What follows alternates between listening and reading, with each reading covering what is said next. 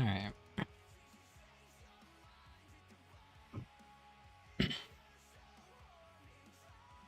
We are going to go over the 4 bosses we're gonna have tomorrow. I've watched some stuff on them. Like I watched Max talks about them. I'm gonna watch Kalamazi's videos here just to get a quick look at different things. But yeah, and we're gonna go over these and see what's up. So without further ado, let's start. So I will.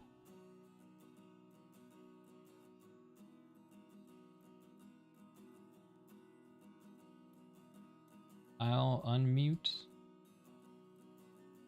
so we can hear him. Because usually I don't let the stuff play. Also pause my music. The damage amp in this fight as well, so those classes that can do damage quickly look a bit better than they probably are.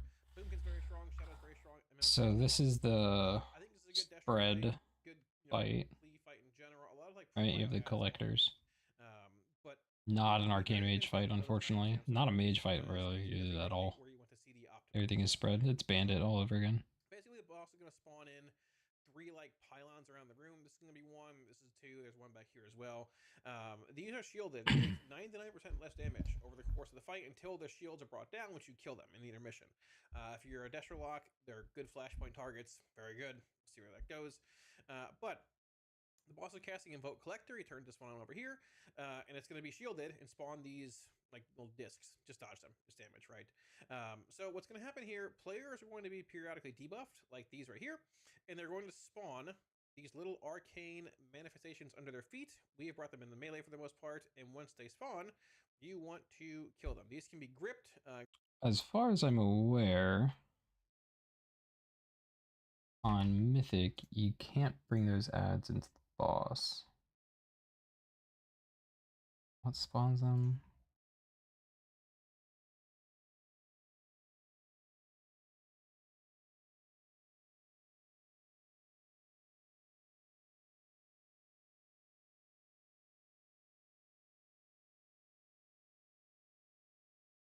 Just that ability. Trying to see if there's anything else. This.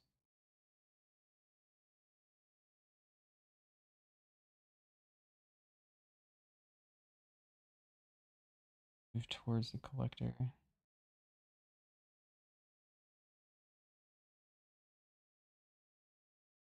I thought there was something on here where you couldn't tank the boss next to this.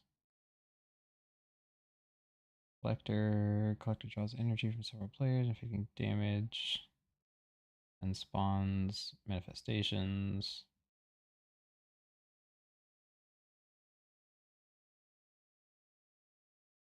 Moves towards the collector, manifests surge with energy, reducing incoming damage. Moves to a night, so they get enraged. Inflicts raid-wide damage if they touch. The collector activates, unleashing motes of energy. And it's nothing. Use dodge, and it has a barrier. There's then 10 yards of the amplification. Also has mark. While the Forge Weaver and his echoes are within 20 yards of each other, their damage done increased by 75%.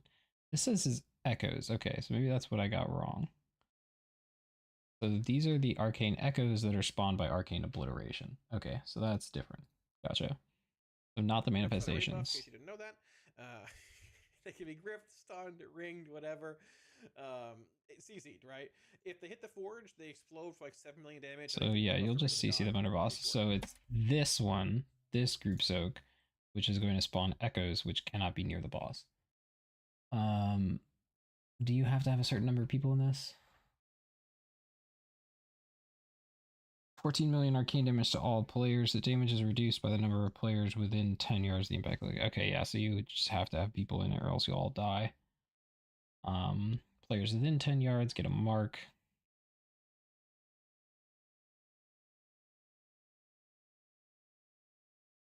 those players have a heal absorb. Okay. Now, this in the back of the room is a soak. It's pretty far from the boss. I wish we would have done a little closer. I'm old, can't move that fast.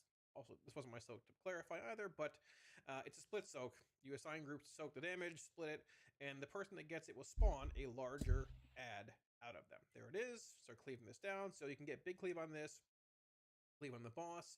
So big prio ad here.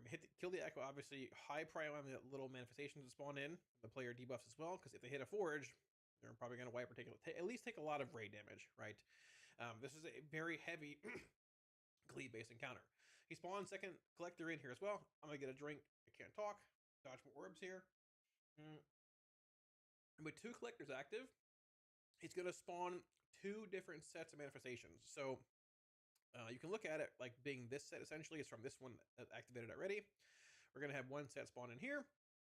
And if you look, there are players being debuffed again in the second tier. There's essentially the ones from this one, if you want to look at it that way, right? So these 3 are in here. These So are I wonder if it matters where you bang, actually bang, spawn the echo. The person with the soak is over here. I'm trying to think, like, yeah, would it be better to spawn the echo on top of the ads and move the boss off of him?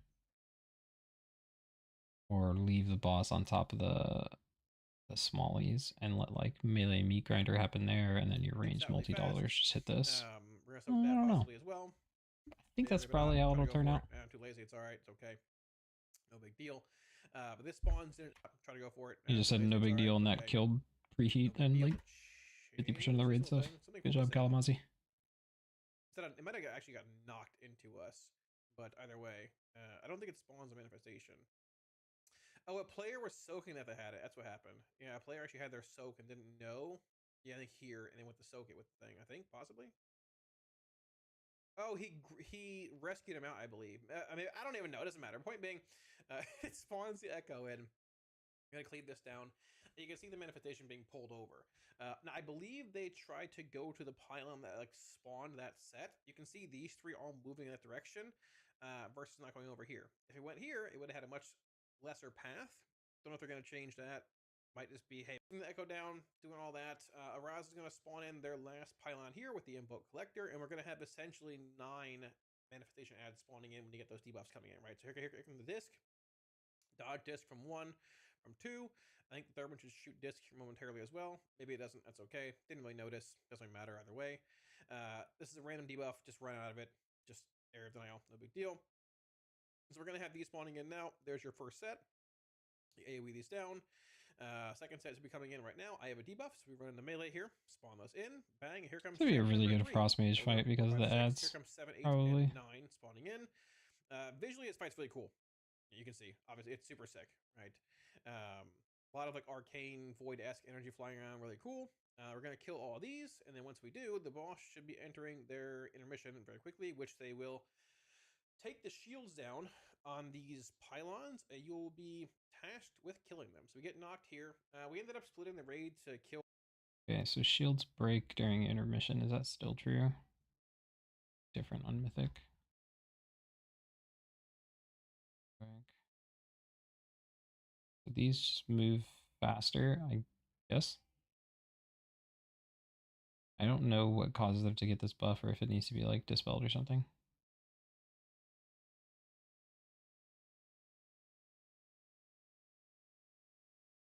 Also don't know what that's going to look like. That's okay. Okay. So then intermission.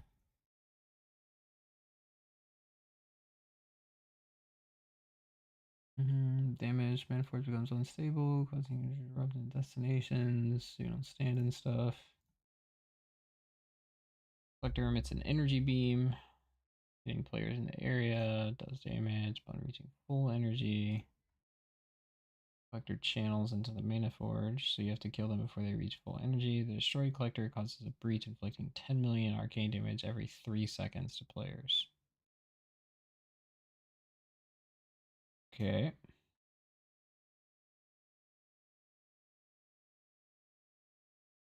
Hold on. Different ones in the room. We rotated around like just 1, 2, 3 as a raid initially, but we decided to split off and do this. Not a big deal either way. And like, so this is what I'm talking about. Knowing timings in this fight's important because I mean, it's 244, whatever, right? I didn't know to hold Havoc for this, for example, but I can Havoc both these pylons. It's massive, which you can't otherwise face classes, right? These die here, blasting them down, doing whatever. I believe when the first pylon dies, it spawns into attendance. It might just be duration based. Not really sure. They have shields on them and stuff. You can break them, whatever. These lines here don't extend past their actual visual, which ends, which is very nice. And these ads have a lot of health. You're just going to cleave them down. Actually, that pylon hasn't even died yet, so he's just spawning on timer. So there we go. Did they not do that explosion That on pylon Mythic? died. That On one's dead as Heroic? well. We're over here helping them out. Bang, there we go. The boss comes over. Now, this is where we're going to have the damage amp coming in. Because that did like nothing.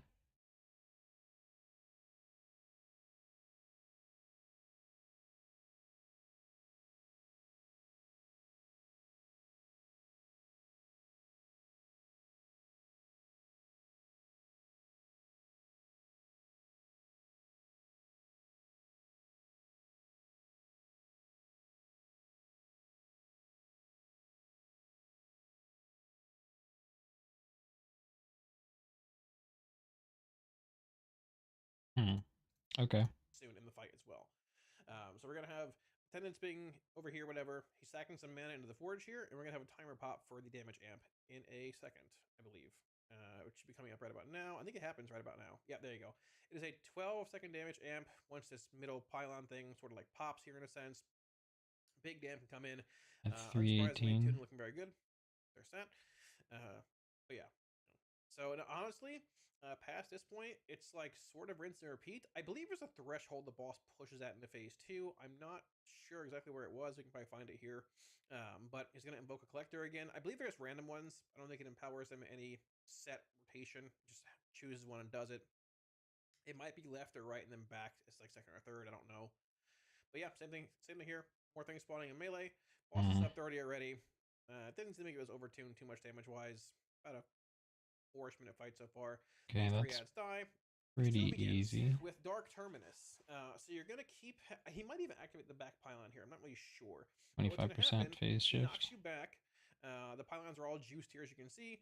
People are getting debuffs for these manifestations coming in. He pushed it a bit of an odd time. The back of the room opens into some like large void area. This is going to pull you basically for the... I mean, for... it pulls you slowly, but I believe it ramps over time. Like the suck becomes more powerful. Holy moly, the longer the fight goes on here. Now you're still going to have orbs spawning in, the dark manifestations, I believe they're called, arcane ones, which you need to kill. You're having more debuffs coming in here. And what you want to do is get you to the back of the room, because these are not going to pylons anymore. They're being pulled, as you can see, into the void, essentially. I don't know what they do exactly, and they probably just explode into damage, but they're being pulled back into the void. So it's more of a stop them from hitting the void thing. You've got a good ways to go here on these actual ones spawning now, but the longer this phase goes on, the more, I guess, the stronger the pull will be back into the void. Besides this, there really isn't a whole lot in this phase. I don't really believe. Just sort of tanking the boss. It's gonna be like the hard and rage. The boss is basically dead already at this point. I might have missed one mechanic. I'm not really sure. Couldn't really tell you. But let's go. Yeah. I want to watch this intermission.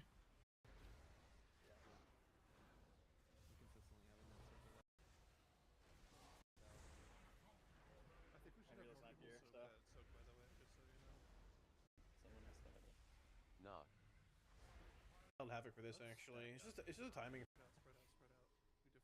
Yeah, each go to fucking collect the different ones. I just held Havoc for this actually. It's just a timing fight though, man. So what is this doing? Yeah, like if you have Havoc lead for this, you're like juiced. It's just the forge. Got beams to dodge. Super boring. Shield attendance. Yeah, those don't extend past the actual visuals. So that's nice. Volatile surge is dealing damage. Okay. From what Max said, you have to kill these at the same exact time on Mythic. I don't know, we'll see. Hey, what's going on, guys? Not Nexus King. We want...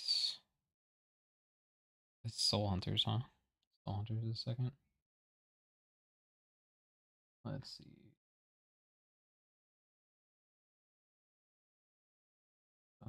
List. Soul Hunter second, then Fractalus. Hey, Okay. what's going on, guys? Color Lost in the raid or the option. You guys can do that. I'm sorry. One of them will do like their little like metamorphosis intermission thing in each intermission. Like you'll have like the Havoc one doing basically a bunch of fell rush lines. The Vengeance one is the last intermission. It'll do a big like frontal breath. The other one does some void soaks and all that. But I digress. Let's get into Yeah, I've this seen here. their So on poll, intermissions. all three are active all the time except for. So hold on, let me look at what's different on Mythic. Ooh, that's a lot of stuff.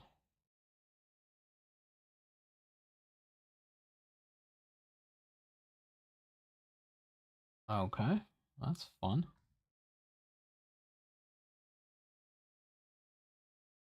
Alright, so let's check this out first now. In the intermission, which only one is going to be active.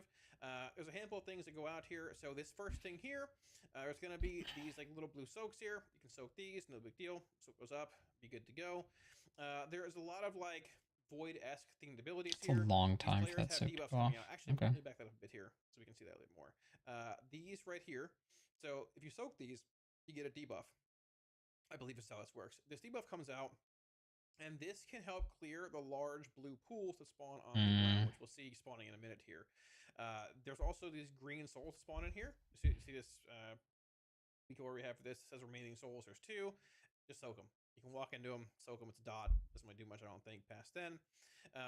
This debuff here applies a stacking debuff. You can see he has 3 stacks. Like you can see Dark Spider-Man has 3, 4, Preheat has 4. They both have the actual debuff here.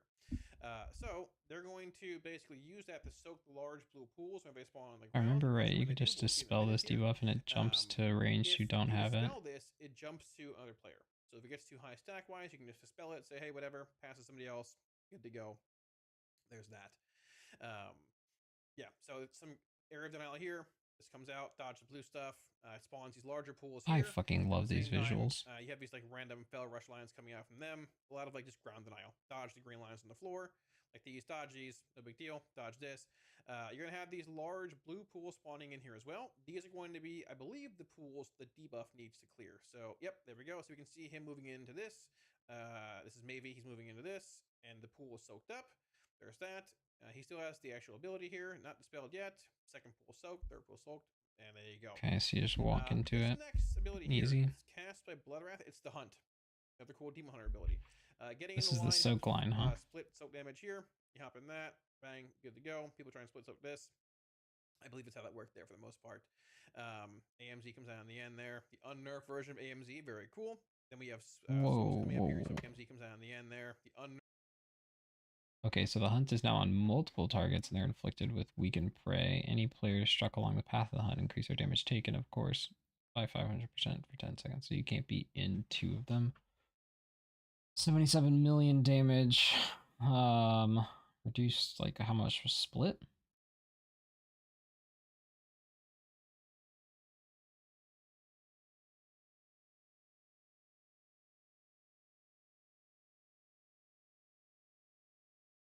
Inflicting 9 million chaos damage to players within 4 yards of each player struck. So you need to be spread in the lines and not in multiple lines. It's the Sire Denathrius shit. Okay. Difference with I-Beam on Mythic. Spell Sense also increases the damage of Fellblade. Okay, just tank stuff. Is there anybody else? It does. Players within the beam. Okay, so you don't want to get hit by that. Sigil Chains. All players are pulled to a center and snared. Okay, so you don't have a way to not get pulled. Okay.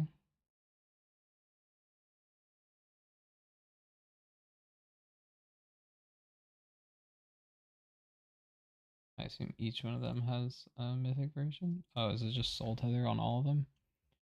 Bind several players together for 24 seconds, causing them to snap towards each other and suffering 4.2 million damage. They move farther than 12 yards apart. Okay, so it's chains.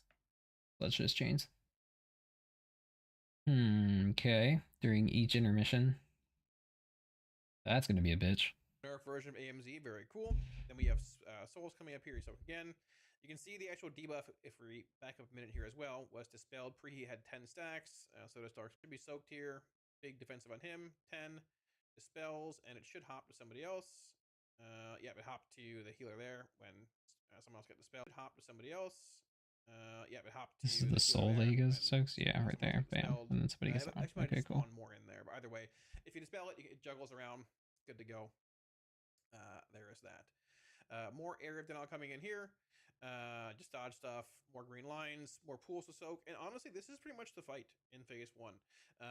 Soaking the actual green images, clearing the pools, dodging the ground effects, soaking the hunt, and all that. Like we talked about, when the bosses reach max energy and all that. Like we talked. So it gives you a circle around the players who are in it.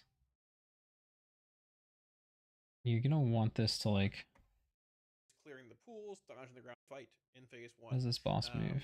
Soaking the actual green images, clearing the pools, dodging the ground effects. He just jumps away. So you can't even really position where he's gonna be. I was gonna say you'd want to tank this like on the edge, and then try to have the people like go to mid.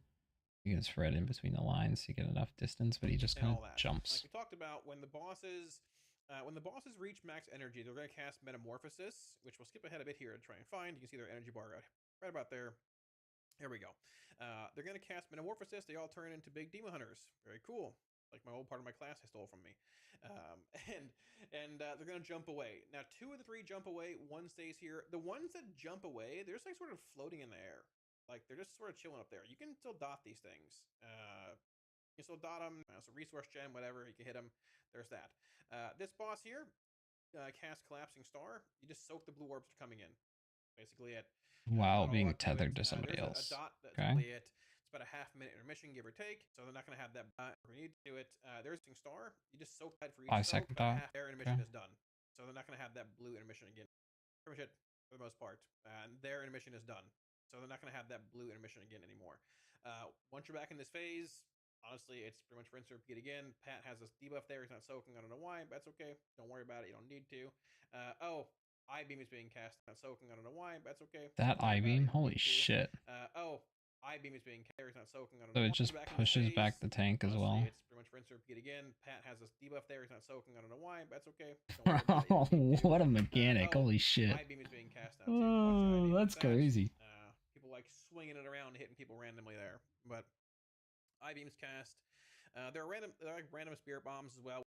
It's pretty much rinse and repeat. You're going to have the hunt coming in again here, which is sort of a turn split soak ability. You're still going to have these pools being cleared, which you can see Pat clearing right there. It's basically rinse and repeat. This fight visually, by it, really, really cool visually. You've got there, you've got the actual like Felg also to clarify, but probably won't be the case on retail.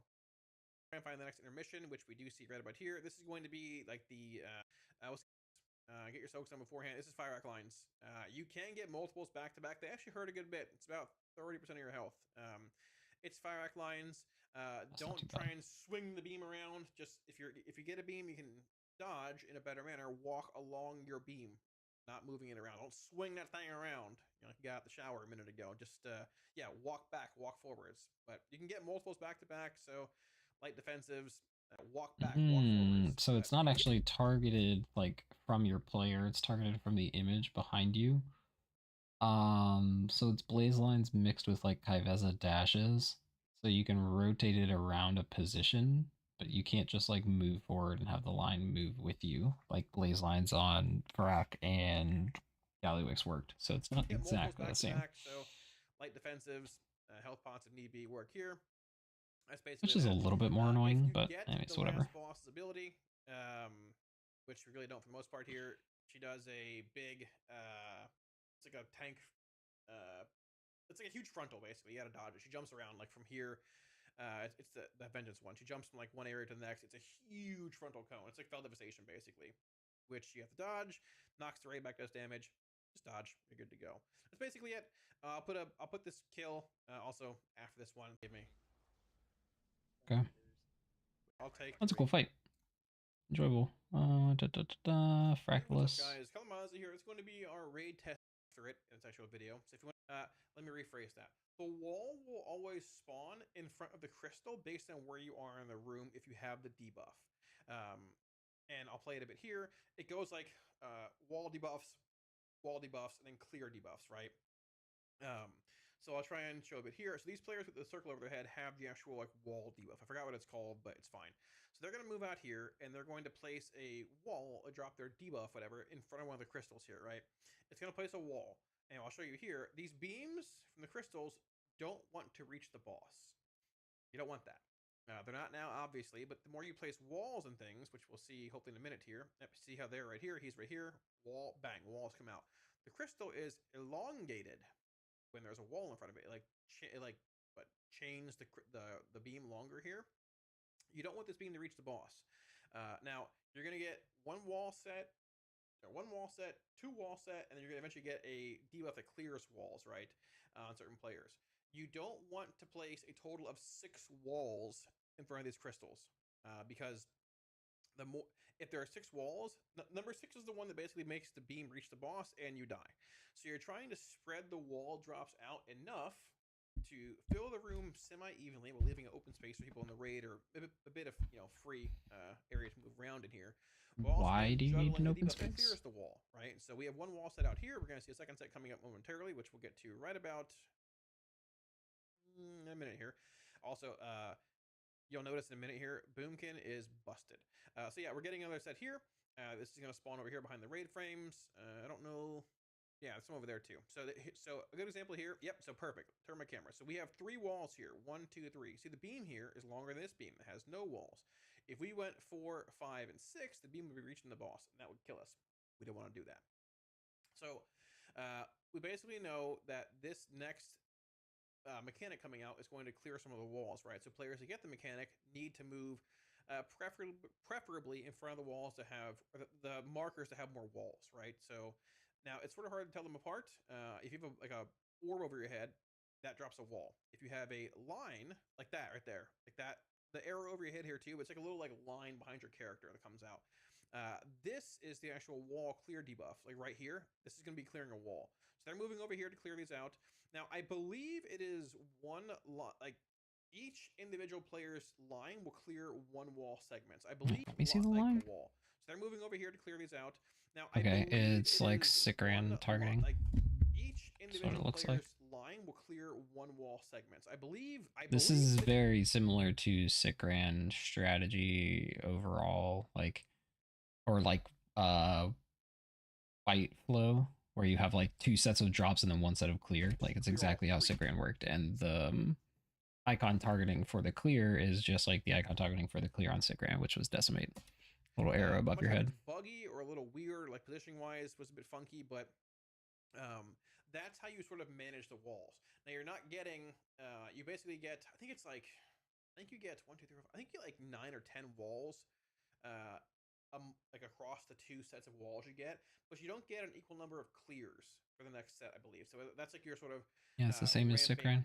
In rage, right? You got to kill the boss. Is there a way to clear 2 at the same time? Right? Now, if you're sort of you get hit in the corner, and you put all 6 walls in one part of the room off the bat, you're gonna wipe really fast. So you sort of get hit into the corner, right?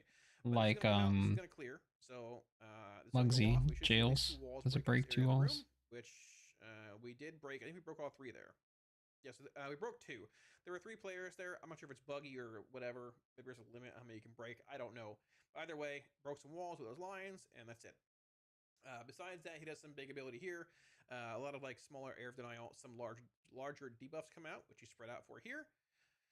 Once these go, there's that, and congratulations, you know the entirety of Heroic Fractus. That is the whole fight. Yeah, this is basically a simple patchwork fight. It's rinse and repeat, but you are slowly running out of room with like less clears for the walls versus walls that are coming out. Like that's legit. I think there's some tank thing, probably typical tank taunt, don't die thing. I'm not really sure, honestly. We did have tanks over here on far X and far star having their own like areas to launch walls off to.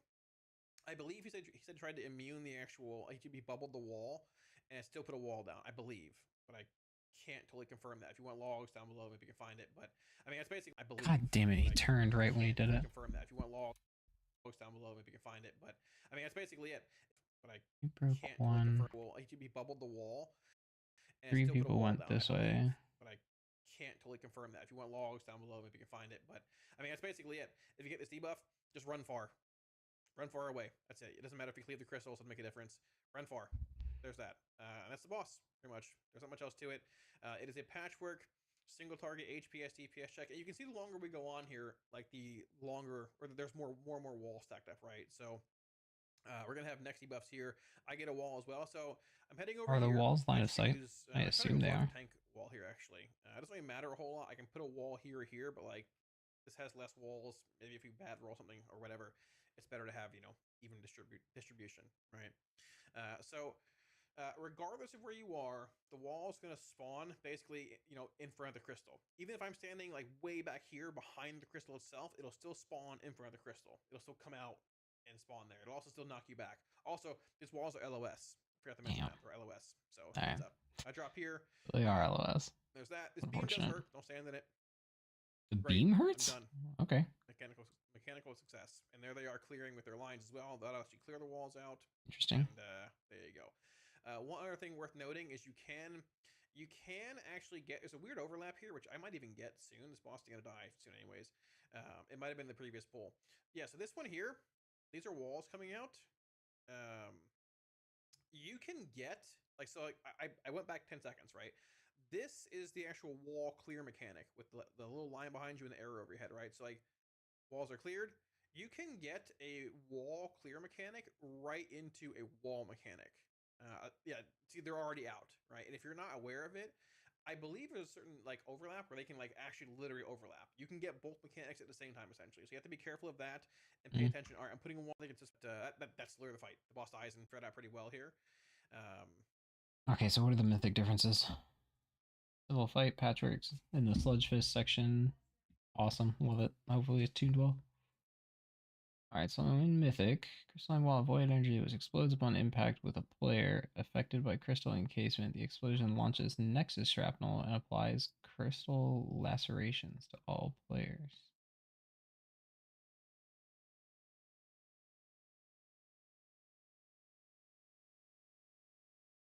Crystal encasement. Where's crystal encasement?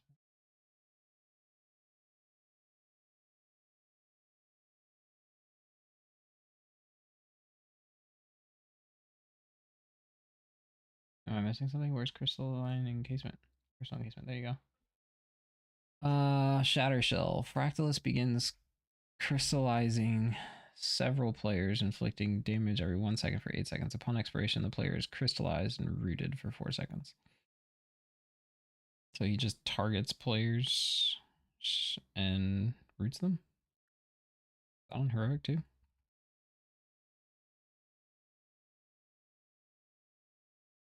Why didn't we see this on Heroic?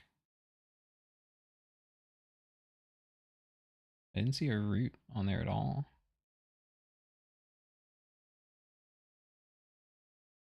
Every 1 second for 8 seconds? I didn't see anything like that.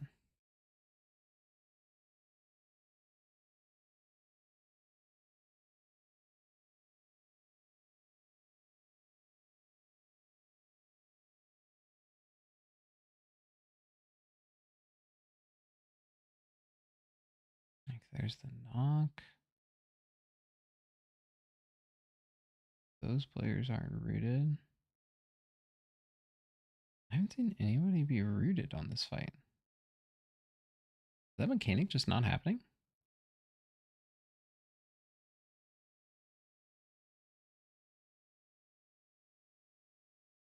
Entropic conjunction, crystalline backhand, null consumption.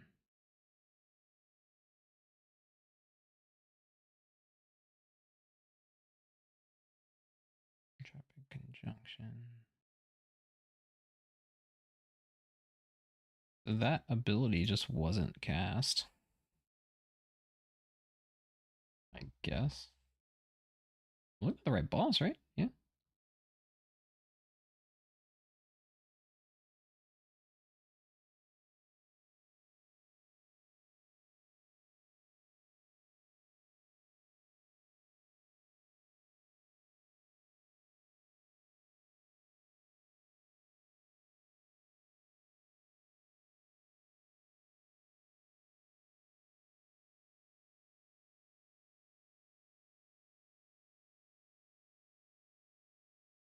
So these two say the same thing, but still, I don't think that was happening.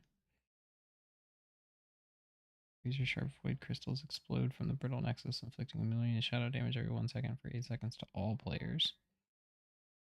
So brittle nexus and crystal nexus were like never cast.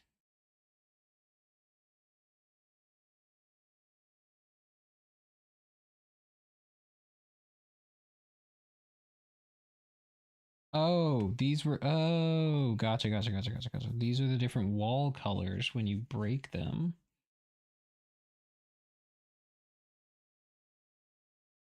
Gotcha. So I guess the root mechanic was supposed to be the like breaking the walls. Okay, got it now. So crystal nexus wall does what? Shrapnel erupts. Players within 4 yards, so just dodge. Brittle nexus is shrapnel and damage to everyone in the raid. Void nexus is shrapnel and applies null consumption. Okay, so we saw this one. So that is when people break the purple walls is when they get that.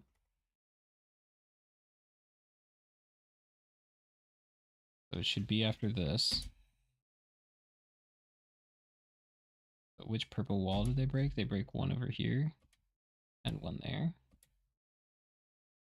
Yeah, and then it targets people with null consumption. And then you see all the dodge circles that come out from the light blues. Yeah, got it. Okay, cool. Makes sense. And so there's a third wall, which is this one, which does AoE raid damage. Got it. Makes sense. Anything else different? Creates 3 crystal nexus, which is just shrapnel. So you'd actually kind of want to. Interesting. So the tank slam on Mythic creates 3 crystal nexuses. So you'd probably want to use those to break those instead of the Mythic walls. It kind of looks like it just rotates like crystal void infused. Do they get more than 3 ever? I got 4 there. How did they get 4 over here? They got 3 and then just a player went and walked there. So how do the walls work is what I want to know. How do you know which wall you're spawning?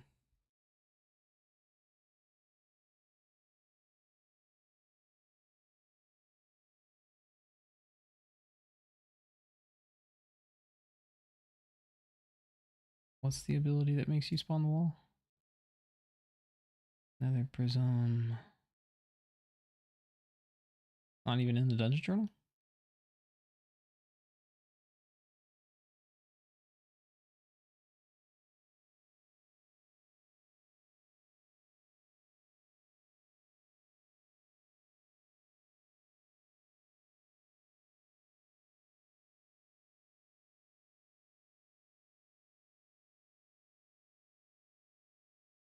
Shattering backhand.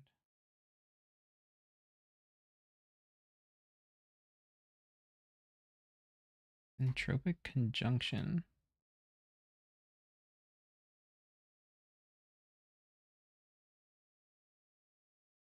But it's not in the dungeon journal. What? Like in there on heroic? No, interesting. So they just don't tell you how the walls work exactly.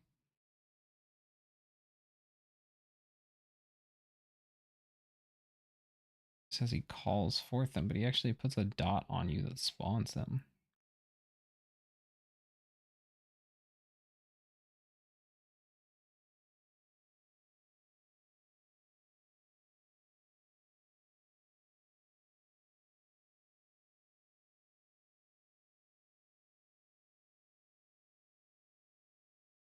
This says crystalline shockwave places it. That's not really what was happening in the video.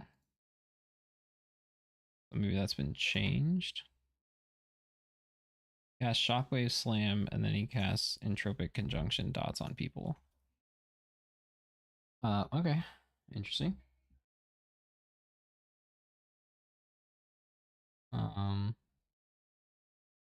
So yeah, I'm curious how you can make that work, because they very clearly spawn another blue on top of the other blue one over here instead of dark blue. I don't know why that is, or if that's just predetermined.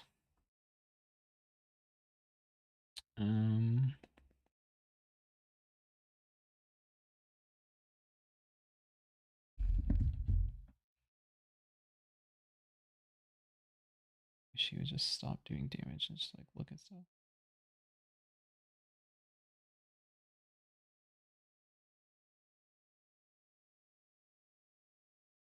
Okay, but on Mythic, the tank ability drops 3 walls.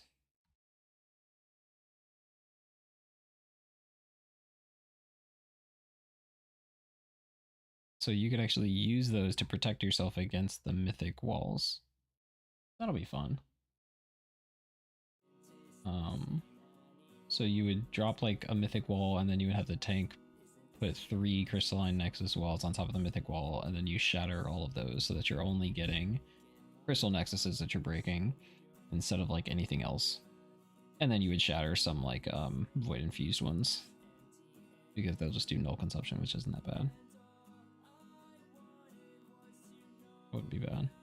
Actually, I mean, null consumption does what? 1,000,000 damage every second for 6 seconds? And then 5 million at the end? And this does how much?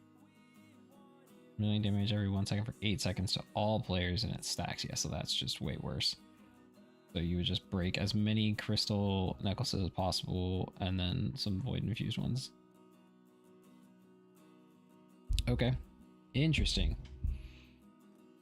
Interesting. I mean, it's going to be solved by the time we get there, but I can theorize some good ways to going about that fight. I've heard this fight is a doozy, though. Watched a brief video on it. Here, this is going to be our testing and not kill, but a good bit of testing. Used a bit of prog bait on this fight on Nexus start and stop stuff, but I'm going to walk bosses like mechanic at the end of phase 1. This boss has that in a sense as well. He does Conquer. This boss looks freaking dope. A few times. Conquer is the like soak you want to stand in to clear your stacks. He does the decree here. 1, 2, 3 puts the 3rd stack on you. Bang, there you go. I would expect Mythic to have more than 3 probably, but who knows. This is heroic to clarify. But the Vanquish is a frontal. It's a large frontal cone, sort of how like Mythic Anduin was when you were going down into Frostmourne Sword, whatever it was, right? But you don't want to get hit by that. So the tanks have a weird job of having to like take the Conquer soaks on top of either like 1 of 2 range piles, or you just stack together with them, and then quickly turn away with turn the Vanquish away. The unfortunate part is that it's random what abilities come. We thought they might have fixed it mid-testing, so it's always like Conquer, Vanquish, but it can literally be any of the 4 in slot 1, 2, 3, 4 based on spell queuing. So that makes this fight, that's probably like my main point of feedback, is making that like automatically, or just make it a pre-planned mechanical sequence where you have Conquer, Vanquish, something like that, where you know what's happening, because it's hard to react as a tank when it's just RNG. And you can see the cone is huge, and there's very little time to move out of it. But either way, so we're heading in here. The boss is going to do his thing. There's the first Conquer. So I have 3 stacks of this right here. I'm going to stand in here, and when this Conquer goes off, I'm going to lose a stack of debuff. Now, the thing about standing in the Conquer, there's the Vanquish. You can see how fast it comes out. It's a large frontal. I'm in the air still from the Conquer, and the Vanquish has already been cast on a tank, right? The thing with taking the Conquer smash is that it does give you a debuff, which makes you take 100% more damage from the next Conquer for 20 seconds. Now, you can opt to split this among 2 different groups. We had a group here and a group here for a while, but ended up just sort of saying whatever, because the Vanquish was weird and we were cleaving people. So we just said we're just going to stack them. defensive and heal through it. It's whatever. It wasn't that big of a deal, but I doubt they want you doing that on, you know, in an end version as boss, right? So Vanquish comes out here. It's very fast. Got to move it. Vanquish again, which that can be a Conquer, maybe. Maybe it's a Vanquish. Who knows? We got lucky there. So there's that. AMZ comes down here for second Conquer. If it lasts long enough, didn't, that's okay. We have 2 stacks here. It's going to hit. Boom. We have 1 stack. It's a bit of damage. Everybody gets 2 stacks here, but it's not the end of the world. So besides that, you're gonna have random. These are freaking dope, dude. This is the coolest looking blaze lines ever. Like sharp fang things in, right? These it's are just like, blaze lines. Sort of like fire arc lines, but they're exactly like fire lines. Or they last a while. They add something after, but they work exactly like fire arc lines. Last a good bit. Get out of the raid when those claws come out and slash. They're permanent on Mythic. Or anybody else in that line and knock you in a direction, but they're on the floor still. Those. Wait, do they actually knock the targeted person? When those. They do. They kind of like slide you. Getting slashed, but you're also just gonna get left. You're gonna leave a permanent debuff on the ground, or it lasts like a minute. This is such a cool looking mechanic. Deals damage, so you got to be careful to move those out.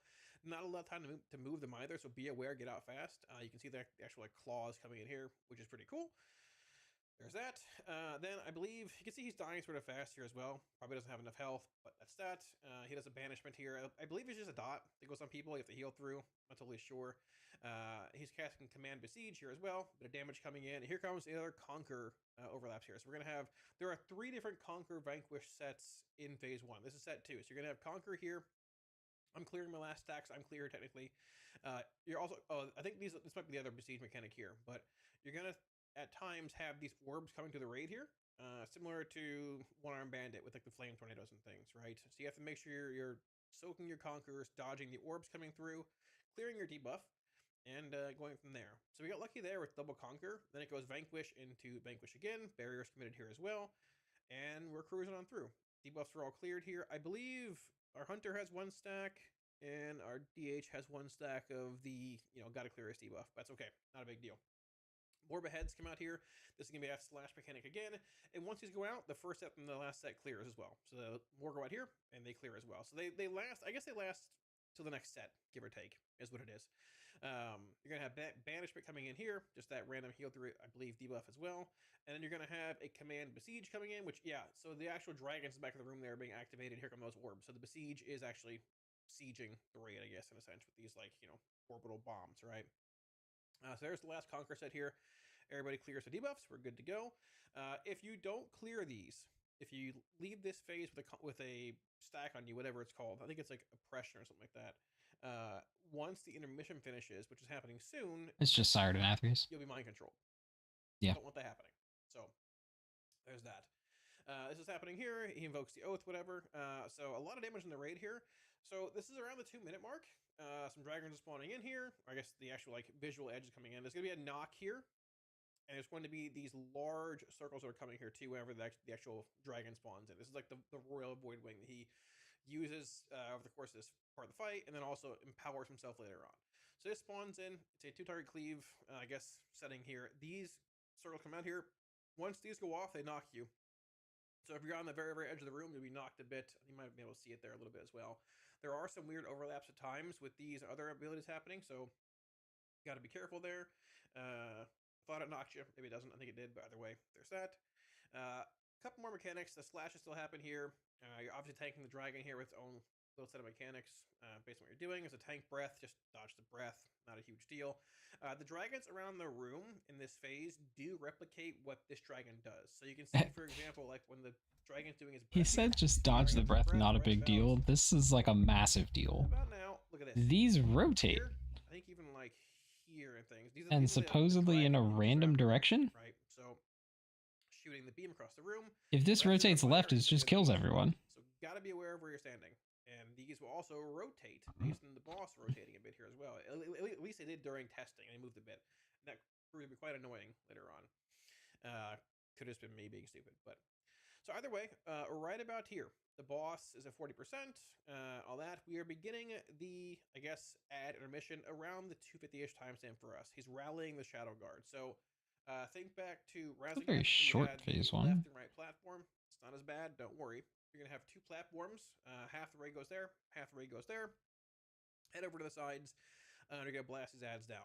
Also, to get over there, you use your Rishi wraps, whatever they're called. Button right here takes you over. Bang, we're flying. You're gonna have a high prio ad here. Nexus Prince, something to Titan, whatever, just kill it. Or it's a bigger ad, just kill it and burst his ads down. Everybody waited for this point in the fight. We actually lusted here. These ads blew up. I assume a mythic it'll be a lot more difficult. Tighter tunes and all that. Probably didn't need to luster either. But cool. You go back. Very exciting. That phase is over. Woo. So we're back here now. This is where the fight became a little weird. I don't know if anybody was really even sure what was supposed to happen here. We pushed the boss to 40%, which spawned that phase, and we killed it really fast and came back. And if we actually backtrack here, I think we had a weak aura. No, you can see the boss. Yeah, so you can see the boss over here. His Seal the Forge, this is like his enrage for this phase, I'm pretty sure. You can see, like, when we're done here, his cast has a long time left. Sort of how I think Razziath had a cast like this too. Like, we blew this thing apart. So it might be some weird, like, issue with killing it too fast. Maybe he doesn't do mechanics till his cast finishes, or some like internal timer for beginning abilities again. I'm not really sure, but we just came back and he was just sort of chilling.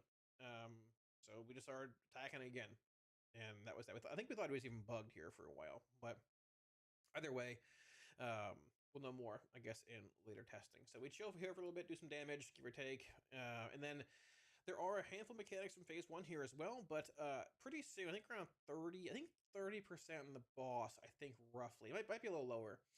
The boss will need to split off and sort of help. He will consume the dragon and empower himself. Both are taking damage here. Just cleave both down. Good to go. You can see just nothing's happening at all. A little confusing. Thank you for the sub. Appreciate that. Appreciate it. Thank you. And then, yeah, so the boss is at like what, 28%, I think, roughly, give or take. Yeah, so these spawn in from the last phase, obviously. 28%, these spawn in. You get out to the edges here. And that was about half a minute of nothing happening. You have the circles coming out. You have the actual slashes coming in here, so you got to be careful where you're standing. Those do linger throughout the phase. You have Dimension Breath coming in also. Yeah, this is the one where the beam almost cut me in half. Yeah, it's moving. It hurts. It moves. It's like these dragons in the edge are replicate, or the portals do. So you have that overlap there. It moves. So yeah, this is the one where you're standing. There's nothing happening. You have the circles coming out. You have edges here. And that was about half a minute of nothing happening. You have the circles coming out. You have the actual slashes coming in here, so you got to be careful where you're standing. Those do linger throughout the phase. You have Dimension Breath coming in also. Yeah, this is the one where the beam almost cut me in half. Yeah, it's moving. It hurts. It moves. It's like these dragons in the edge are replicate, or the portals do. So you have that overlap there. And right about there, Okay, so how can you bait the beams? 25%, dips a bit lower. I don't know if this is time-based or not, but I assume it is 23%. Ask about this.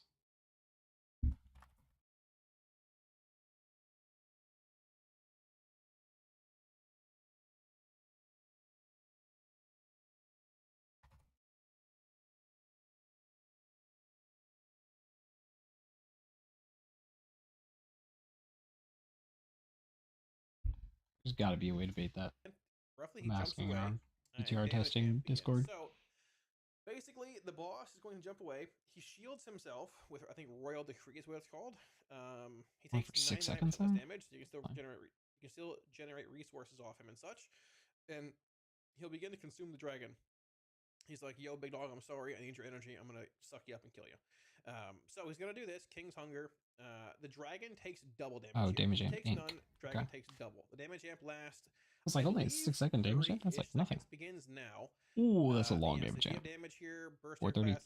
CDs, all this stuff here, pump. It would delay one set of CDs. Whenever he okay. consumes the dragon, this is also random. I believe this is just on pets, or it's on any unit. It can be on players or pets. I believe a Wrathgar baited it later on. It's up as well. It's like the slashing hands. Whenever he consumes the dragon, he will gain its remaining health pool.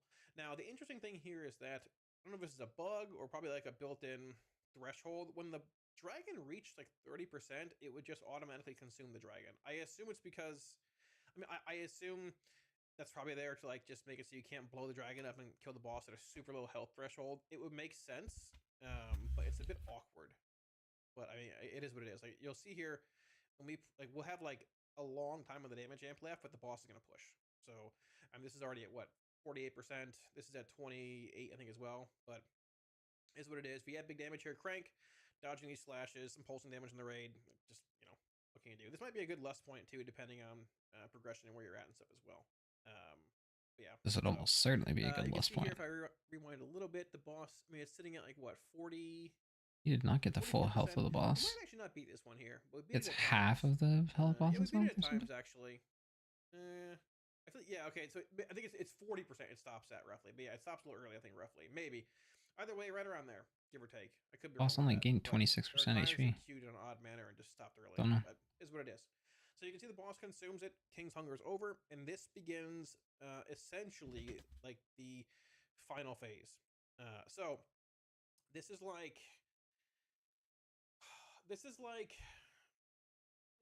Nexus Princess meets. I don't need you Hell, to explain it's this. a really cool phase. I just But, need you to show me. So people are going to be at a certain direction based on where they're placed.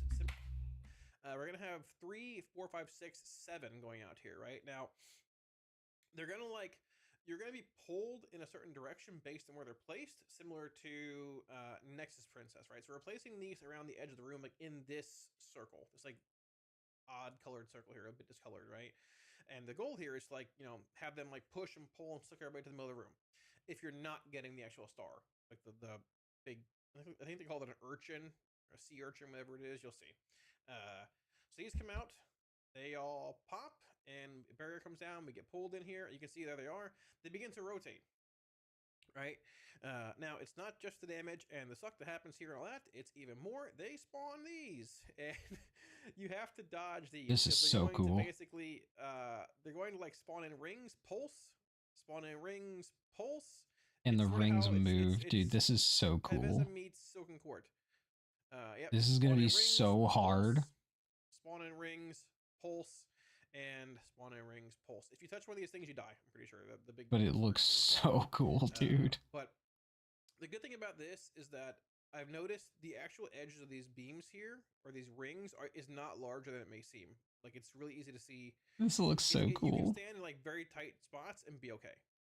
Even like right here, like we're chilling. It's okay, we're good. No big deal. All right. So we're through that. Now, once we're past this, we're gonna get a mechanic here. It puts basically arrows on people. You're gonna get, I believe, 3 arrows. I'm trying to see if we can find one here. I don't think we had one there. Yeah, here, Star Killer Swing. I think we already actually had one, but it's fine. So these come out. You want to pierce this big urchin, this big star, basically. I believe it does some damage when it pops. If you pierce it, it explodes, does a bit of damage, but it removes the actual like star, this thing, from the fight itself, which is good. Because obviously, it's tough the longer the fight goes. You can only get one. Okay. Debuffs. You're gonna get more right now. Here they come. So if you don't clear those, you're gonna have so many swirling around. On Mythic, it does not clear them.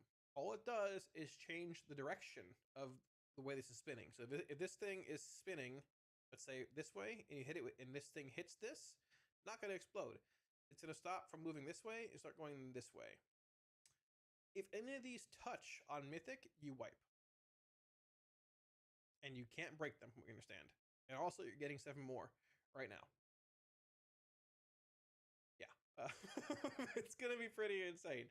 Now, the cool thing is, like, they're not stuck to this ring only. You can put them anywhere in the room. So, strat-wise, might not be as bad as it seems, depending on how they're rotating everything. There'll be a week where to assign you different lanes, I'm sure.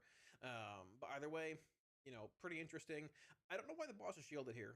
Some people said that he didn't shield for them. Some said he did shield for them. I don't know if this is like Blizz just shielding the boss to see more of this phase and say, hey, it's testing. I have no idea.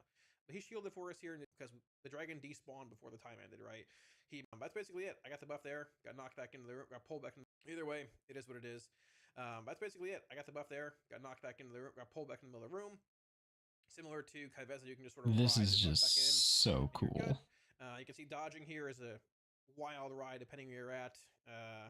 But I mean, this is basically the last phase. It's super sick, and we didn't see the actual end of the fight, but it is. Think Smolderon, easy dodge there. Think Smolderon, World in Flames, with like the ring slowly popping the closer you get to the boss. I think they literally call this like Space in Flames or something like that. The void rings encroach and kill you. It's super sick. Didn't have timers here. But I love this. I think we were getting the enrage within like a minute or so here, give or take. couple minutes. I'm not really sure exactly.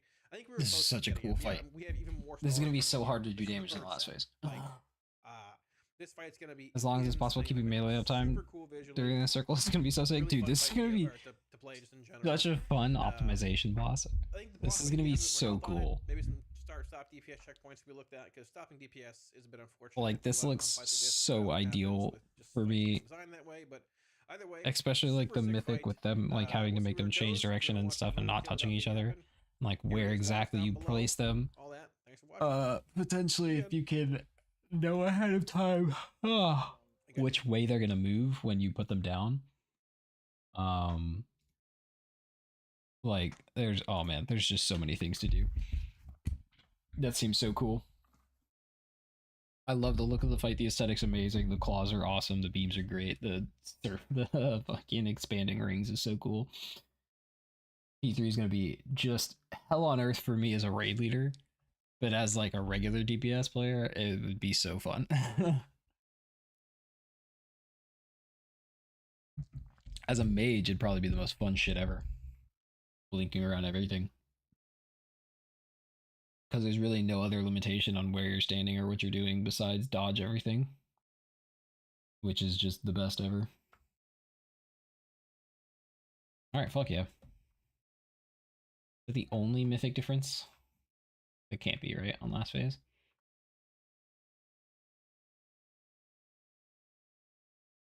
Oh no! Declares a triumph of loyalty, inflicting 3.3 million shadow damage to all players every 1 second for 6 seconds and granting 3 applications of Oathbound. On heroic difficulty, attacks that would otherwise kill the player instead convert them into King's Throw. Okay, sure, whatever. So you get your 3 stacks of Oathbound. If you don't do it, you get mind controlled. Oaths return to haunt their breakers, manifesting as ethereal spirits that dart into players. Failing to face a spirit returns an application of Oathbound. That's gonna suck on Mythic. You're gonna think you're done with your 3 stacks. You're gonna not see your fucking spirit appear and like staring at you, and you just don't turn to him, so you get a stack back right before intermission starts, and you get mind controlled. That's gonna be fucking hilarious. It's gonna piss me off as a raid leader because there's nothing I can do about it. Because people just have to pay attention to their characters, but it's gonna be super funny when it actually happens. Okay, so Voidwing unleashes a galactic beam from its jaws for 4 seconds, inflicting 2.5 million damage to any player every 0.3 seconds. Several portals tear open, from which this breath is emitted in additional directions. Dimension Glare is applied to the tank. The target's existence unravels after 2 seconds, inflicting cosmic damage proportional to the damage taken from Dimension Breath to all players. On Mythic, Dimension Glare is applied to any player hit. So on Heroic, the tank took this beam. I can't wait to get given a loser ticket for not looking at my ad, bro.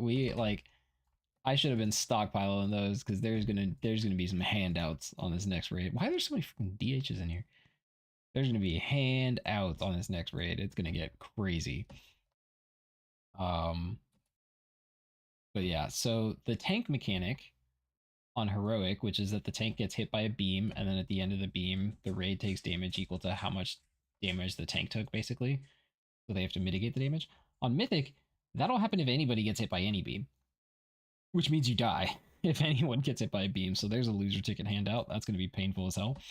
Which is why I feel like there has to be a way to bait those beams and to bait their rotation, because without doing that, without being able to bait the direction the beam spawns, and without being able to bait the rotation that they move, you're just going to get fucking murdered on random pulls. Like, it's not, you're not even gonna have a choice sometimes. I think Max said there's also like 10 of these on Mythic instead of just 4 on Heroic. It's going to be chaos. So, we'll see. Oops. So that's fun. Any Mythic changes there?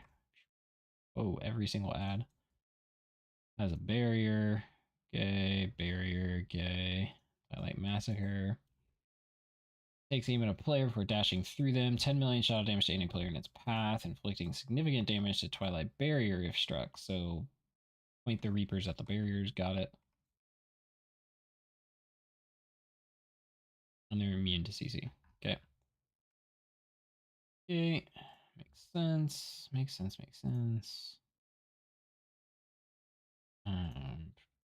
Okay, got it. Got it. Got it. Real Void Wing. Okay, and then we go into this phase. Alright, no changes there. And then in phase 3, which we know, as we just saw, if the stars touch each other, you die.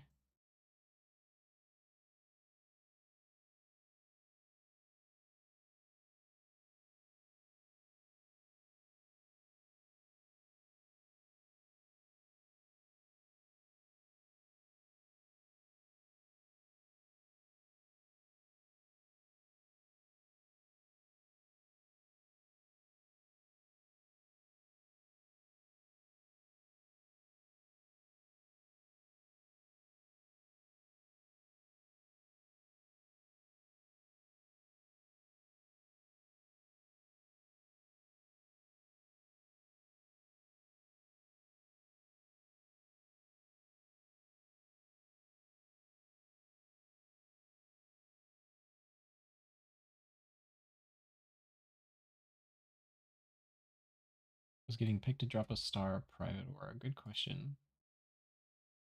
And the bosses see more of this phase and say, hey, shield for them. Doesn't look like it right now. Right now. No. Keep up right there. So at least for now, it's not. So that will be weak aura-ified. For sure. You have a weak aura that tells you what lane to go into.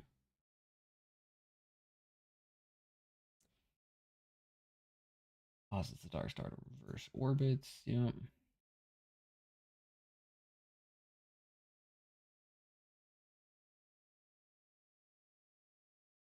Oh, not only do they only switch direction, you can kill them. However, if you kill them, this does 30 million damage to all players wiping the raid. Bruh. I was like, oh, you can kill them. You just gotta hit them with multiple things. No, if you kill them, you die. That's fun. Okay, hell yeah. That's gonna be a good fight. That'll be a lot of fun. I wanted to potentially go over this boss video. Not that pull, it's this pull. Okay. For shits and gigs. It's a fun fight. And this fight is super freaking easy. But for any mages who watch this, I wanted to show this. Just so they can see that I know Preheat put out a video on this like a couple hours ago. And we won't spoil too much. But you'll see that Arcane is kind of just as good as Fire on this fight, which is a little ridiculous. And I think Arcane might be even a little bit better for actually killing the boss, because funnel, which we will see, and which we've known. So, to start this off, I'll tell you right now, I am not playing Arcane optimally. I have not played PTR or this game in 3 weeks. So I've done nothing on PTR. I set up my character like 2 hours before testing, and then I logged back out because I've got other stuff going on in my real life. Good stuff, but stuff. I have not played PTR at all. I don't know any changes to the spec on how it really should be played. I'm using just the same weak auras from live. I just bought the gear from the vendor and YOLO'd it. So you're going to see what Arcane Mage can do, which everybody should know by now because Arcane Mage is currently doing it in Mythic Plus, and it's still real. And it is just as real in Raid as it is in Mythic Plus. So you'll see that I'm playing Spellslinger. I do the usual opener, evocation into missiles, straight into Arcane Surge opener without a Arcane Barrage because I don't have 4 charges. You'll see that real quick here. I didn't know whether I was supposed to press like Arcane Orb to get more charges, but since you're not playing, I wasn't playing high voltage, I copied talents from like Preheat's heroic run yesterday. He wasn't playing high voltage, so I'm not playing high voltage. So even if you Arcane Orb here, you don't get 4 stacks, which means you would have to Arcane Blast as well to get to 4 stacks, so that you could barrage into this Touch of the Magi. I didn't like that, especially because, at least with playing this for like a couple bosses, you get intuition procs way more now. And so you would just be like getting yourself to an arcane barrage before the Touch of the Magi, just so you could use it into the Touch of the Magi, but it wouldn't even be as strong into your like Magi Spark, your first Arcane Barrage, Arcane Blast, and Arcane Missiles. The first one of each of those into your Touch of the Magi does like extra damage. So you want those to be as hard hitting as possible, but you can get a harder hitting Arcane Barrage if you just wait like 2 casts into your Touch of the Magi, because you're going to get an intuition proc. So I decided not to like try and get 4 charges before Touch of the Magi and just go straight into it. Again, this was like completely feely craft. I haven't simmed anything. I don't even know if the trinkets I'm wearing is right. I was just YOLOing it, but with how many intuition procs I was getting, I felt it just made more sense to just go straight into it and use my first Arcane Barrage in Touch of the Magi as an intuition clear casting Arcane Barrage. So you'll see me go into it here. I just casted Arcane Surge and straight into Touch of the Magi, literally 12 seconds, just casted it. And we're going straight into Arcane Blast. And I'm just using my clear casting, or my Nether Precision into my clear casting. I do get PI. I don't know who was PIing me. They probably shouldn't have, because most of the time I wasn't actually doing damage. But you'll see I get a ton of like intuition procs in here. I've already gotten 2, that's 3, that's 4. In one Touch of the Magi, that's 5 and 6. They just like double proc back to back. So you get a ton of procs here. Here, I believe I start barraging a bit, just to like get rid of stuff maybe? No, I didn't even barrage. I forgot to shifting power here, and then I realized too late, I think, so I don't shifting power before this Touch of the Magi, which I probably could have gotten some damage onto this ad if I had done that, so I probably lost some damage here. But it's fine, it's testing. This is really annoying. This knockback that the boss does will leave a pool under your feet where you land, and this is specifically where you land, which means if you try to blink in midair, it's still going to leave the pool where you blink to. So you kind of have choices. You can blink in midair so you can start casting again faster, but you're still going to have to move out of the pool on the ground. And you might potentially put the pool in a bad spot, so you want to listen to your raid leader and your raid plan on where you want to put pools. But you can blink midair so you can get down and start casting faster, and you'll have to move out of the spot. Maybe you double blink, right? You blink to land, it'll drop the pool where you're at, you start casting, you blink again, out of the pool. Or you can sit in it, flying, not casting anything, maybe just throwing Arcane Barrage if you have an intuition proc, maybe throwing one or throwing an Arcane Barrage anyway, and then using an orb, land, have it drop the pool, and then blink and be casting. You could also run Ice Flows. So when the knock is going to happen, you could just dump all your Ice Flows charges to be casting while you're getting knocked, and then you don't really care. But then you don't have Shimmer. Shimmer is not really required on this fight or anything, but I do enjoy playing Shimmer, especially as Arcane, because Arcane Blast is short cast time, so you don't get as much value out of Ice Flows as you do on like a Ice Flows Glacial Spike as Frost. So it's really up to you. I kind of did a mix of both. I think I blinked this one, and I blink it super late, so it wasn't even like value, and then I walk out of it anyway, so it was just super bad. I didn't have another blink to double blink out of it. But then I go into my Touch of the Magi. Again, like, I'm not doing that much damage, right? I'm not even on the meters. I don't have it showing me all the time like I usually do on live, so I can't even tell where I'm at. I get this mechanic while I'm shifting power, so I have to like get over here, because you want to point this mechanic at the ads. If you don't know how this works, you point this beam at the ads. The whole point of this fight is to break these ads out with the beam, so you kill them now when they're not doing anything, because at 2 minutes into the fight, the boss is going to break out all remaining ads. And then they'll actually do their mechanics when he breaks them out that way. So if you break them out with the beam, they don't do anything for like 30 seconds after being broken out or something like that. So you just kill them and they do nothing. This fight was a little too easy. It was way undertuned, but they can tune it up. But even with that, like, most of phase 1, you're just not doing anything. So it seems a little weird. The only difference between Mythic and Heroic is that on Mythic, these people who have these abilities that are going to shoot out orbs, the canisters are protected by a rune. You can see this rune. It just kind of orbits around. It shows you it's still protected. You have to hit the canister with one of these orbs first to break the rune. Then you have to hit the canister with the line mechanic after. So these orbs have to like hit these canisters to break their runes so that they can be hit by this line mechanic that me and Flamasius now have. So somebody had already hit this one earlier. I think somebody hits this one this time.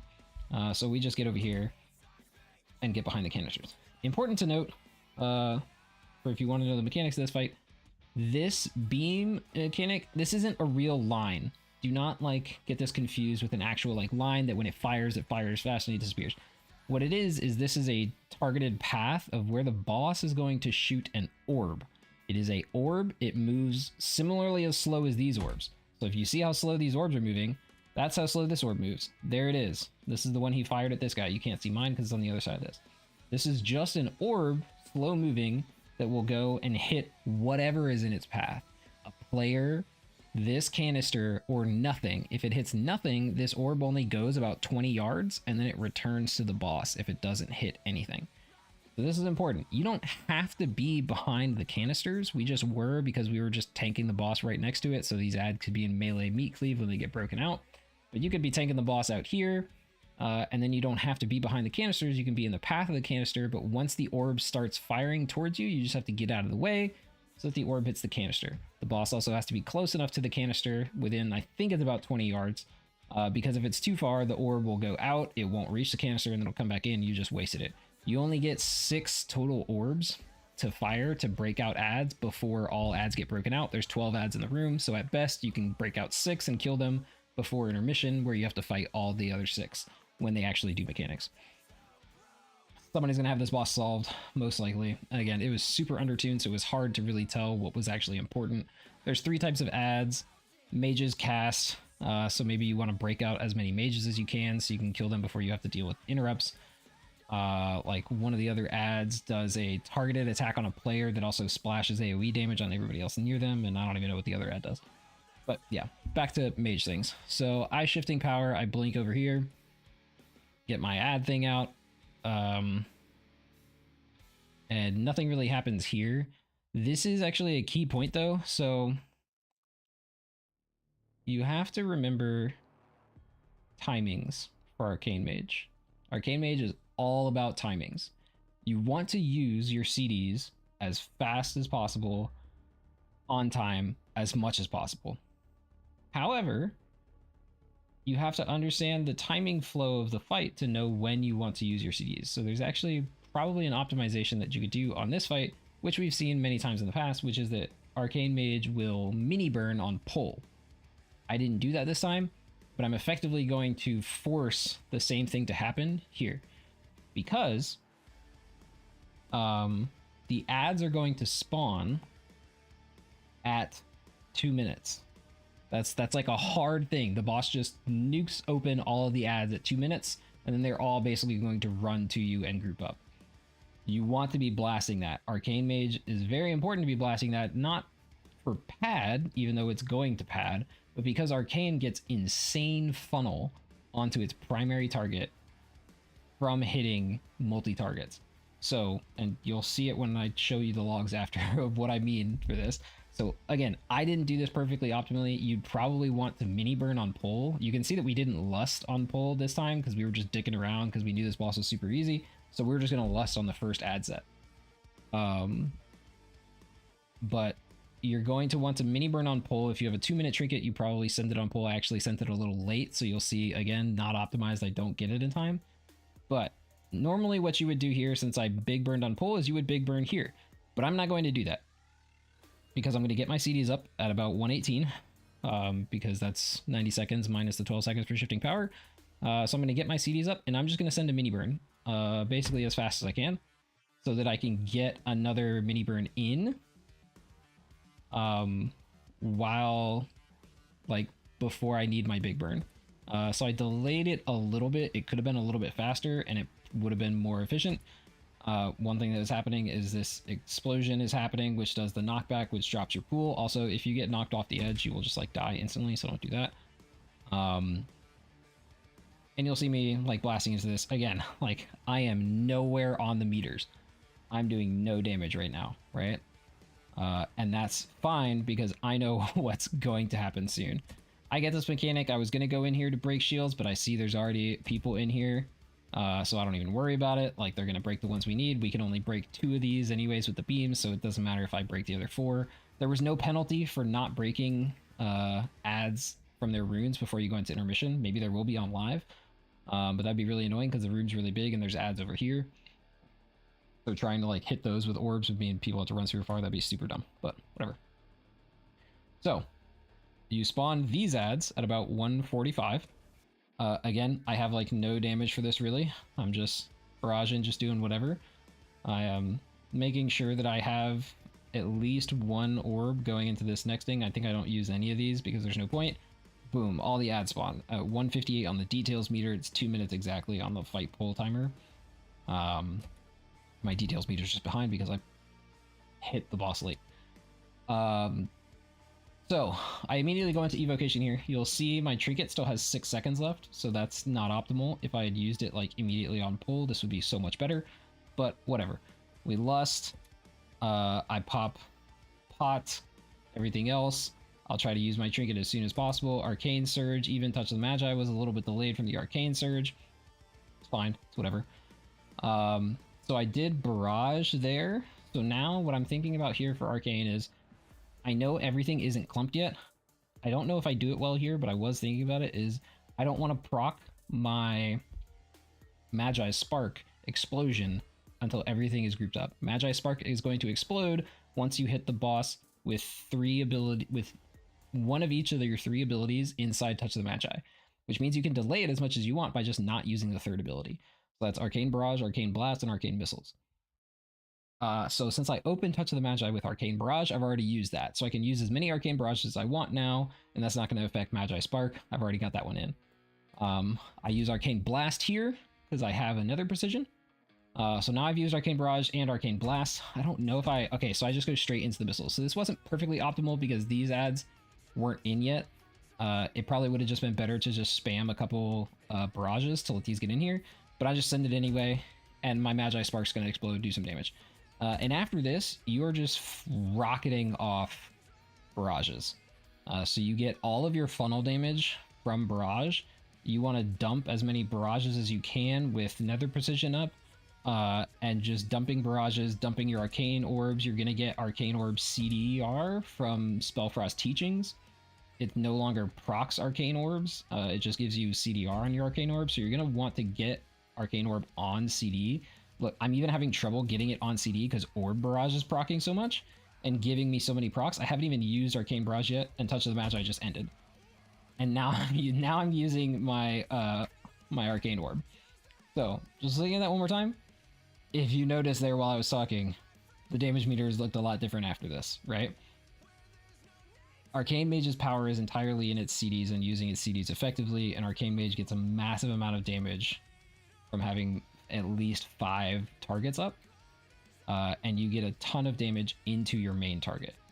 So you're gonna see I just do my shit. I'm basically just spamming Arcane Barrage and getting a missiles every once in a while for Nether Precision. I got PI. I'm now on the damage meter. Hey, I'm 7th. Hell yeah, I wasn't even on there for the entire first 2 minutes of the fight.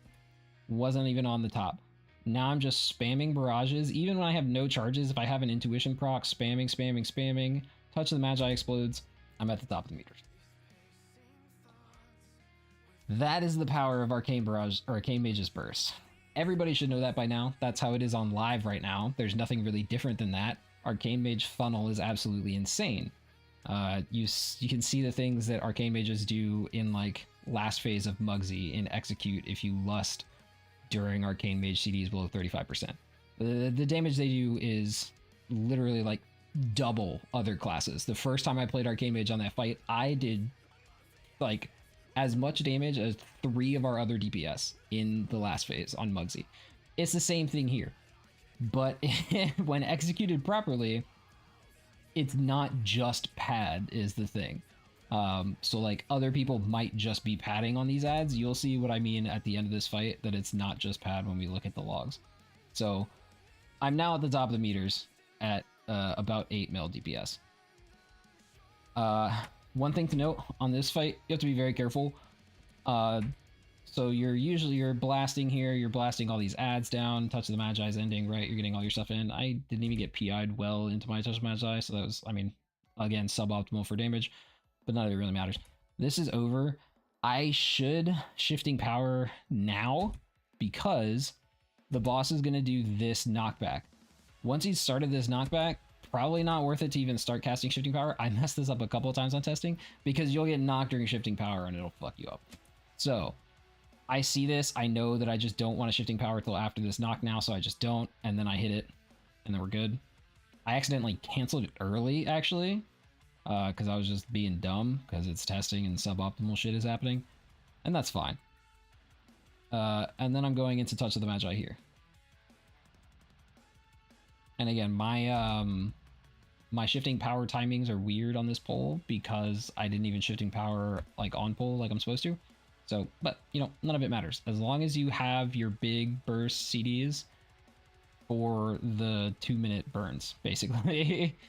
So the first one is going to be at 2 minutes, like exactly, well, like 2:05, but you basically start at 2 minutes. The second one is at 4:30, and that's basically because each P1 phase takes 2 minutes. And it takes about 30, the boss like timers give you like 30 seconds for the intermission phase where all the ads are spawning. So the next one is at 4:30 into the fight, which would then make the next one at 7 if the fight lasted that long, but it won't. So yeah, you're just doing this. There's nothing any different about this at all. Regular stuff. I'm just going through regular rotation here. I don't think I use another big burn here actually. So this is where like, yeah, so I don't think I use another big burn. I just use a mini burn. This is how absolutely insanely powerful this is. I've skipped a bunch of big burns now. So like my stuff is like all messed up. I could have mini burned on pull and then got mini big on perfect timings into the first phase. Instead, I did big, mini big, which is bad because double minis back to back, you have like no mana, so you're not really doing much damage at all on the second mini burn. It's much better to go mini big. Bro, Bagel, get out of here. I am elderly. So I've already like done really poor damage in P1 because I went big, mini big. And then out of that, I did a mini burn, and now I'm doing another mini burn. So again, mini back to back. I have very low mana. And I know this, so I'm barraging a little bit extra, and there's ads out, so I'm just hitting them. But I'm still at the top of meters. So I know I'm like a minute out from the intermission phase, which means I can't big burn. So maybe if I lined up stuff better and used my shifting power properly and didn't cancel my shifting power early, I might have been able to get another big burn, and this would have been even more insane. But I knew that like with fight timings on this that I couldn't do anything else at this point. I also knew that I can't use this mini burn because I know that I'm about 20 to 30 seconds out from the other ad set. So I know that I don't want to use my mini burn here either. So I'm just sitting on CDs for the longest time. If you're paying attention, I big burned at 2 minutes. And then I'm not gonna big burn again until 4:30. So that's 2.5 minutes. That's 60 seconds of sitting on my CDs. That's very, very bad for Arcane Mage, right? That is something that you're never supposed to do. And obviously this is suboptimal. I shouldn't have done that. I could have worked out the timings better so that I didn't have to do that. However, here we are again. All the ads are spawning. I thought there were some ads behind us. That's why I turned around just in case I needed to kick something. There wasn't because we just cleared those, obviously. Here we are again. Now we're in execute. Boss is below 35%. I have trinket back up and I have all my CDs. So now we're in a very good spot, even though we've wasted 60 seconds of fight time not pressing CDs, which is absolutely horrible for Mage. I'm at 5.8 mil right now. We're gonna get an execute burn here. I purposefully like delayed my arcane missiles, but I also missed the cast for that, so it was suboptimal, but all the other ads are in except for this one now, so I cast it anyway to get my Magi Spark, and then we're just going off. Again, we're just spamming Arcane Barrage, making sure we're at 4 charges, dumping Arcane Orbs to get there. Boom. We just went up another mill. So while we evocate, we're at 1.6 billion. So we can get a look at how much damage we just actually did. Part of this also, like, bad casting was like input lag because it's PTR, shit just happens. But yeah, we're just blasting. I do get PI again. Thank you, Priest, whoever was doing that. I still have no idea who that actually was, but you're my savior. We did 400 million damage in our Touch of the Magi window. So 15 seconds given the like evocation and arcane missiles and stuff, probably 17 seconds or 18 seconds. 400 million damage went up 1 million DPS. And I mean, there's perfect timings for Arcane Mage because the boss dies right after my burn. And that's all you could ever hope for. And now we end there. And so you might be thinking, this guy's a dick. He just padded on all his damage, right? He didn't do any boss damage. This man held CDs for 60 seconds on this fight, used horrible timings, very inefficient, just so he could be top, right? This guy's just the worst. And so we can take a look at like preheats numbers real quick after he has 8 mil on the details. Obviously that's more than mine, right? Because mine was 6.94. However, preheat was actually 7.2 because he was getting ogged. So he was 7.2. What was I at? 6.9. No og. Hooray. Very close to Frostfire with absolutely awful timings. Just the worst, right? Held CDs for this entire P2 at very suboptimal play. But I did it anyway. And then we say, okay, what was actually happening? Look at that. Arcane Mage was top of the boss damage. Even though I held CDs for full 2.5 minutes here. Full 60 seconds of holding CDs. I still ended up top of the boss damage. And I ended up second in ad damage. Why? Because Arcane Mage just does funnel better than everybody else in the game, which everybody knows from playing live right now. Arcane Mage just dominates Mythic Plus. You do all of your routes around how to keep ads on top of bosses or keep pulls going for Arcane Mage so that you can funnel into the target you want to kill. So even though I held CDs like a madman, and nothing was optimized, and I had no idea how to properly play Arcane. I don't know if I was barraging at the right time or using orbs properly, whatever. Yeah, I did, what is that, 4% less damage than Preheat, a very, very good mage, playing Frostfire. And Arcane's friggin' easy, honestly. I find Arcane very simple to play compared to the other mage specs for a raid leader perspective, because you don't have to react to procs, which is very useful when I'm raid leading. So I can just focus for my 17-second Touch the Magi Arcane Surge window every like 45 seconds or every 90 seconds, and then just like AFK, and none of the rest of my damage matters. And you end up topping boss damage and like second overall in AoE damage. And we can go more specifically to this burn. I think he started there-ish. Go in here, cast. When did I actually cast Arcane Surge? Right there, 206. And then Touch of the Magi was cast at 208, so Touch of the Magi would have ended around 220. Okay, so 206 to 220. I'll go a little bit further, 224. Yeah, so there you go. This was the burn damage during Lust with the ads up. 37 million. I want you to note, this Boomkin is doing the like tier set bug thing, which is why he's so much higher than these two Boomkins. So even compared to a class that was bugged, I'm end up doing, hello, 20 to 30% more damage during this burn phase. Arcane is kind of nuts like that. Even against a fully bugged tier set Boomkin, a non-bugged Arcane Mage is doing more boss damage. because your funnel is just absolutely insane. You're beating Boomkins on AoE over this time window.